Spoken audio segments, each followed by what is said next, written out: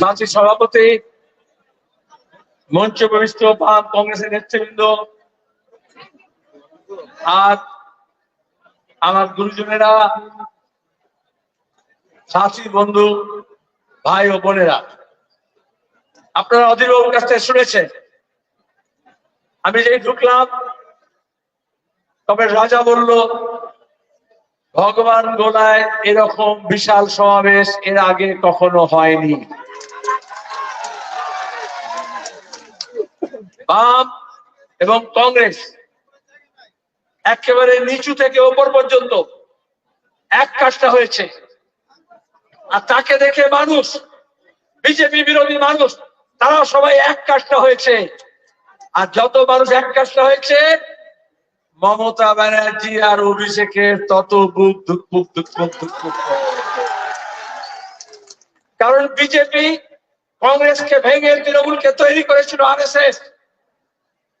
ওই যে বলে না কংগ্রেস মুক্ত ভারত, ওইটা করার জন্য পশ্চিমবঙ্গে, আর কমিউনিস্টদেরকে শেষ করার জন্য মমতা ব্যানার্জিকে তৈরি করেছিল, দুর্গা সাজিয়েছিল, আর বলেছিল দুর্গার যেমন 10টা হাত আছে, ওইরকম বজরং দল, বিশ্ব হিন্দু পরিষদ, দুর্গা বাহিনী, হিন্দু সংহতি, এইসব নাম দিয়ে আমরা সব তোমার কাজে লাগবো।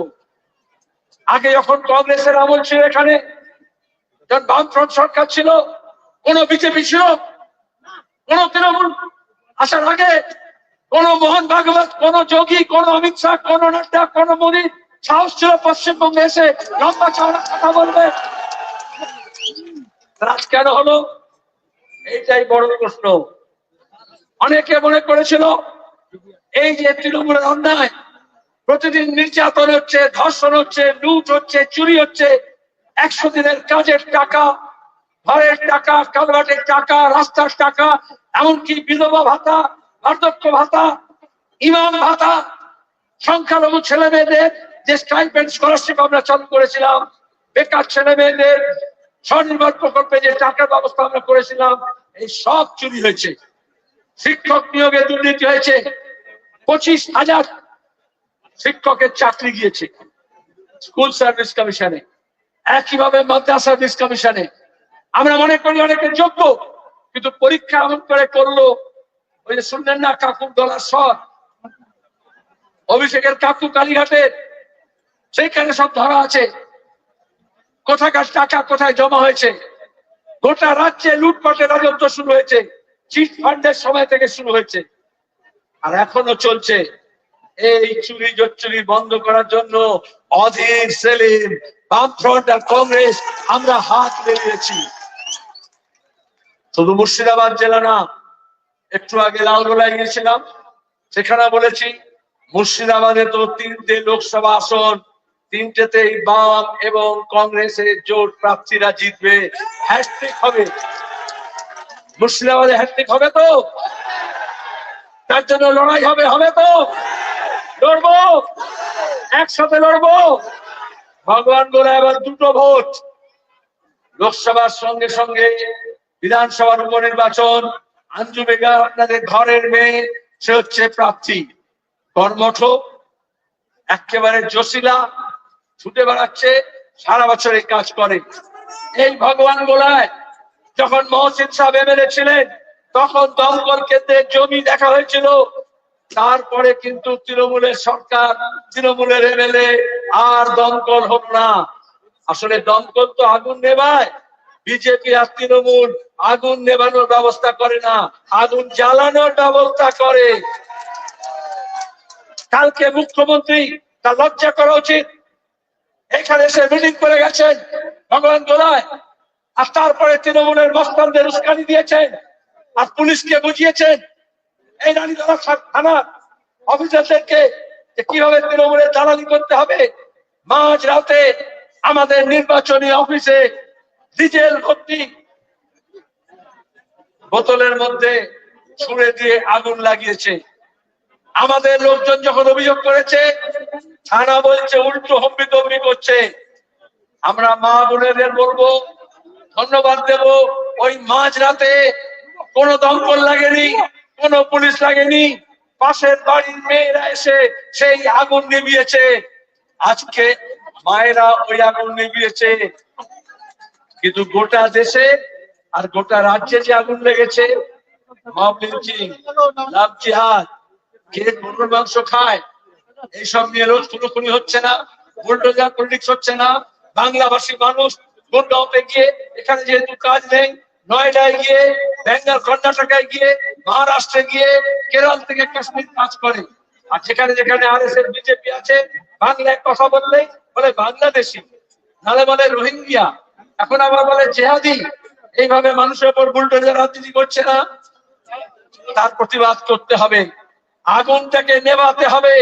যখন গ্রামে যখন আগুন লাগে, তখন সবাই চিৎকার করে না আগুন লেগেছে, আগুন লেগেছে। বেশিরভাগ মানুষ এগিয়ে আসে, যে যা পারে, জল নিয়ে হোক, পানি নিয়ে হোক, এগিয়ে আসে না। তখন কেউ ভাগ করে, কে জল বলে আর কে পানি বলে। তখন কেউ ভাগ করে, কে হিন্দু আছে, কে মুসলমান আছে।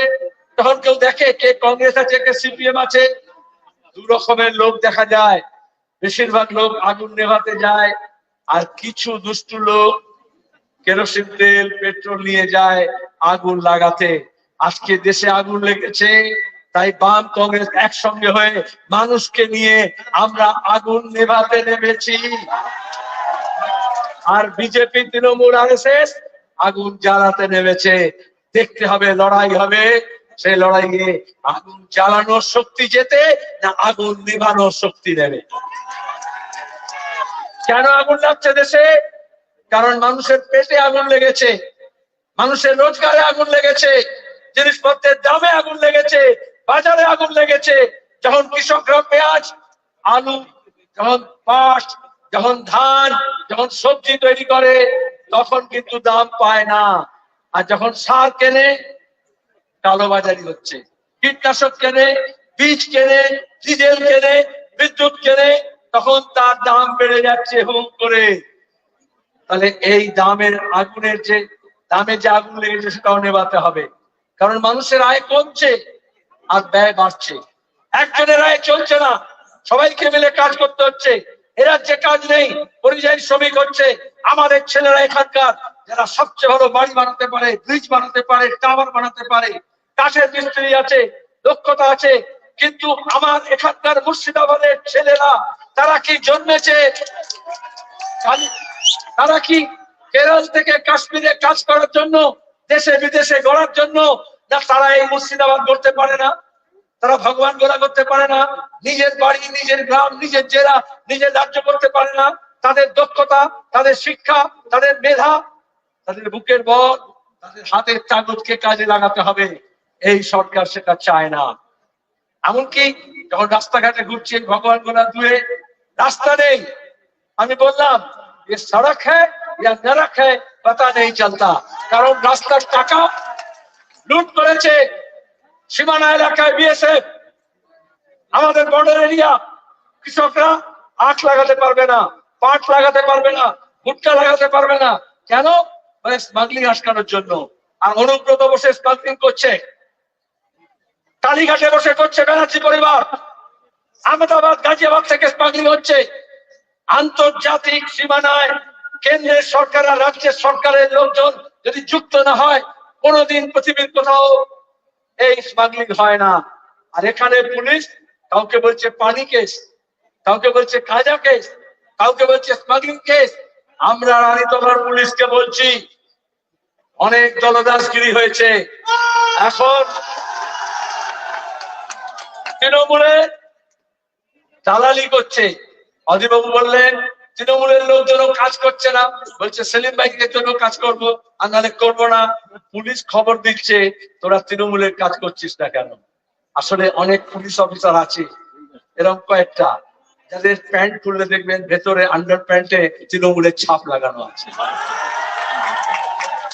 পরিষ্কার কথা। এজন্য তো আজকে ইলেকশন কমিশনকে বলতে হয়েছে।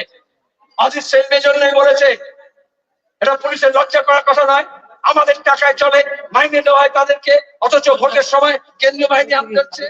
কারণ এখানকার রাজ্য পুলিশ সিভিক ভলেন্টিয়ারদের দিয়ে পঞ্চায়েতে ভোট লুট করেছে, মানুষকে ভয় দেখাচ্ছে, মিথ্যা মামলা করছে। ওইসব জমানা শেষ হয়ে গেছে। এখন বাম কংগ্রেস একসঙ্গে হয়েছে, মানুষ আর এই ভয় করবে না, মানুষ অবাধে ভোট দেবে, নিজের ভোট নিজে দেবে, সৎসায় দেবে, সকাল সকাল দেবে। আর এই জন্যই ওরা এখন ভয় দেখাচ্ছে, আরে जो डर गया सो मर गया। এত সহজ হবে না, কারণ আমরা চাই হক আদায় করতে, আমরা চাই অধিকার দিতে, রুজির অধিকার দিতে। 100 দিনের কাজের আইন যখন মনমোহন সিং এর কংগ্রেসের সরকার, ইউপিএ সরকার হয়েছিল, আমরা বামপন্থীরা সমর্থন করেছিলাম, 100 দিনের কাজের আইন হয়েছিল। মোদী এসে কি বললো, যে গজ্জা খোদনে কা কাম হ্যায়, টাকা কমিয়ে দিল। আর মমতা এসে কি বললো, তৃণমূল দেখলে এটাই ফাঁক পাওয়া গিয়েছে, 100 দিনের কাজের টাকা লুট করব।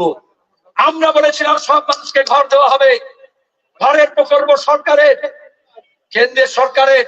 বামপন্থীরা লড়েছিল কেন্দ্র সরকারের প্রকল্প রাজ্যের হাতে, পঞ্চায়েতের হাতে দিতে হবে। অথচ এখানে অসংখ্য মানুষ আছেন যাদের ঘর নেই, তারা ঘর পায়নি। আর কেউ কেউ দোতলা তিনতলা ঘর বানিয়ে নিয়েছে। পরিযায়ী শ্রমিক জন মালদার আফরাজুলকে খুন করলো রাজস্থানে, আমি সেখানেও গিয়েছিলাম, আফরাজুলের বাড়িতেও গিয়েছিলাম। মমতা কি বললো, বাইরে কেন কাজ করছো, ফিরে এসো, 50,000 করে টাকা দেবো। দরখাস্ত নিয়েছে, লিস্ট করেছে, কিন্তু তারপরে আর পরিযায়ী শ্রমিকের জন্য কোনো চিন্তা নেই, ভাবনা নেই। আর এখন বলছে দুয়ারে সরকার। আর একটা বিধবা ভাতা, একটা বার্ধক্য ভাতার জন্য মানুষকে দুয়ারে দুয়ারে যেতে হয়, সরকারের দুয়ারে ছুটতে হয়। আর যদি সরকার দুয়ারে সরকার বলে কাজ করতো, তাহলে এখন তো বাজারে সরকার যেত, জিনিসের একটু দাম কমাতো, খাবার তেলের দাম, চিনির দাম, কেরোসিন তেলের দাম, ডিজেলের দাম, পেট্রোলের দাম বেড়ে গেছে না? আর মেয়েদেরকে কি বলছে, আমাদের বোনদেরকে, তোমাকে লক্ষ্মীর ভান্ডার দিচ্ছি। আরে 500 টাকা, 1000 টাকা ওটা ভান্ডার। আর প্রতিদিন জিএসটি কাটছে। আপনি বাজারে যা কিনতে যাচ্ছেন, একটা হোটেলে খেতে যাচ্ছেন, একটা জামা কাপড় কিনছেন, পেট্রোল ডিজেল কিনছেন, তাদের ট্যাক্স দিতে হচ্ছে না? অর্ধেক টাকা মোদীকে দিতে হচ্ছে, অর্ধেক টাকা মমতাকে দিতে হচ্ছে। এখানে যে হেলিকপ্টার নিয়ে, প্লেন নিয়ে এত ফুটুনি কার টাকায়? যখন আমাদেরকে ওই বলছে স্বাস্থ্য সাথী কাজ করে দিয়েছি, কিষাণ ক্রেডিট কাজ করে দিয়েছি, এই বার্ধক্য ভাতা দিচ্ছি, এই ইমাম ভাতা দিচ্ছি, আরে কেউ কারোর বাপের টাকা দিচ্ছে না, গরিব মানুষের টাকা। जब तक हमारे हाथ में छाले नहीं पड़ते, हमारे बच्चे के मुंह में निवाले नहीं पड़ते। হাতুড়ি ধরে যখন রাস্তা ভাঙে, ইট ভাঙে, তখন দাঁড়িয়ে রোজগার করে। কাস্তেটা নিয়ে হাতে যখন ফসল কাটে, এই রোদের মধ্যে মাঠে কাজ করে, তবে তার রোজগার হয়। কোন সরকার টাকা দেয় না, কারণ বাপের টাকা আমরা খাই না, নিজের মেহনতে মেহনতি মানুষ টাকা কাজ করে।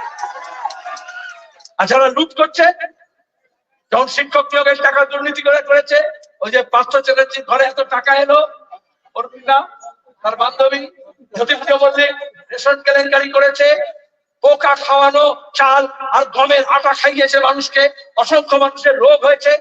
আর বিদেশে দুবাইতে টাকা পাঠিয়েছে। এই অভিষেক ব্যানার্জি কয়লা পাচার, তরু পাচার, শিক্ষক নিয়োগের টাকা সব বিদেশে বান্ধবীতে জমা দিয়েছে।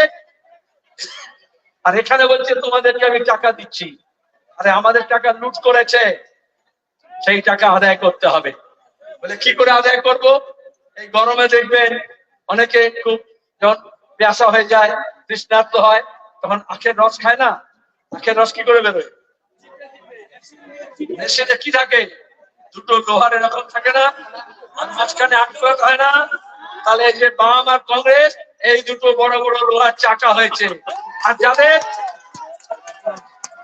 আঙুল পুড়ে কলা গাছ হয়েছে, যারা টাকা লুট করেছে, সেই সব টইটম্বুর আগ গুলোকে ভেতরে ঢোকাতে হবে।